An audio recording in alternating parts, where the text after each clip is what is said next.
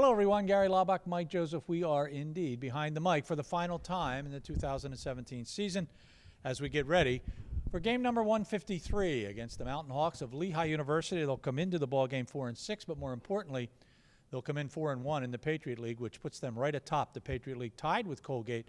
But their win over Colgate would certainly get them the NCAA bid with a win over Lafayette.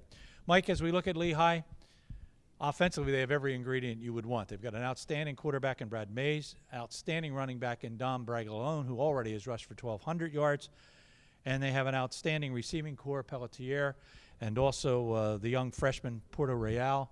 So this is a very good offensive team. We rely so much on our defense to win football games. This could be tough. Yeah, I mean, from a standpoint of on paper, I think it does look tough. I mean, you got basically the triplets, so like the old Cowboys teams, had a quarterback, got a receiver, got a running back. I think they struggle a little bit offensive line-wise. So I think, in a way, this team offensively, Lehigh plays into the hands of Lafayette because you're talking about more of a stationary quarterback. You're talking about a guy that's not really a Shafniski, not a guy that's going to run the ball that much, although he does have good escapability. But Lafayette's defensive line has showed the propensity to be able to rush and cause turnovers. And then at the second level, guys like Brandon Bryant and Hinchin and Root, those are guys that can get after it with Jerry Poe. And then the secondary, there's been no better secondary in the league, intercepting 15 balls. So Lafayette at every level plays well. I just think it matches up well for Lafayette's defense to do some things and get some turnovers against this team.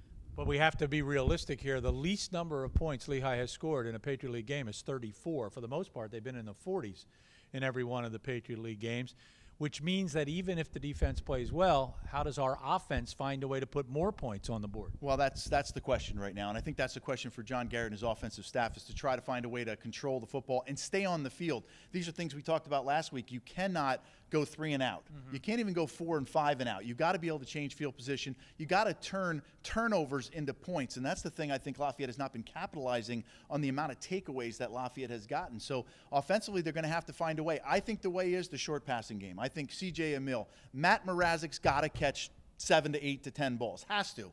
And then you add a guy like Palumbo and some of these other guys. But the quick passing game out of the backfield, I think you can take advantage. I think the second level of linebackers is a little weak for Lehigh. And then the secondary, you saw how we exploited them a little bit last year, especially in the middle of the field. Yeah, their defense, as far as the year is concerned, giving up about 36-some points a game, or 26 points per ball game. So obviously you can exploit the defense, but with an offense that has struggled to exploit anybody.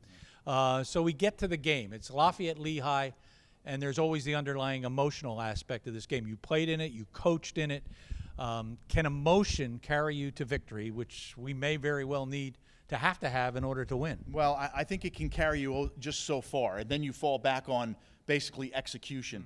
You know, early in these games, we've seen 14-0 leads evaporate. We've seen 21-0 leads evaporate. We've seen teams come back with an emotional swing. The roller coaster is always something I talk to my kids about, and I always worried about when I was playing, is that you may have 4 to 5 to 6, an entire quarter of bad play where you just have nothing going and the other team's taking advantage of it. They're putting points on the board, and all of a sudden it just switches. Emotion is so big in this. A special teams play, a play by Turk, a play by maybe Joey Chenoweth with a punt return. C.J. Emil leads the league in kickoff returns. These are things that Lafayette has to take advantage of, the intangibles, to keep this game close. And I look at the games that they have been close in, 3-1 in the Patriot League. You throw out the Colgate game, 3-1, a fluke play against Bucknell.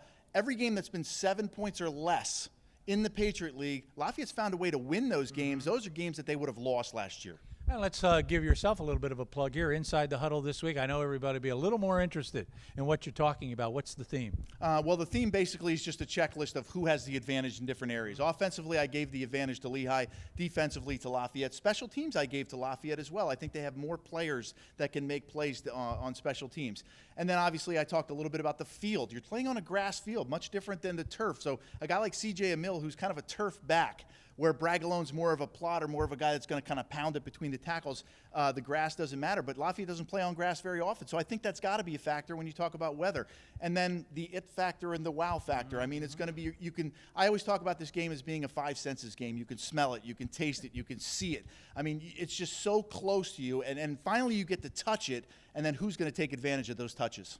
Well, I'm pumped up now just listening to Mike. Phil Ing will be here. John Leone will be there on the sidelines. Of course, Mike and I will be there to bring you the football game. It all starts 12:30 on the Lafayette Sports Network. Make sure you join us. For Behind the Mic, for the last time for 2017, he's Mike. I'm Gary. Thanks for watching.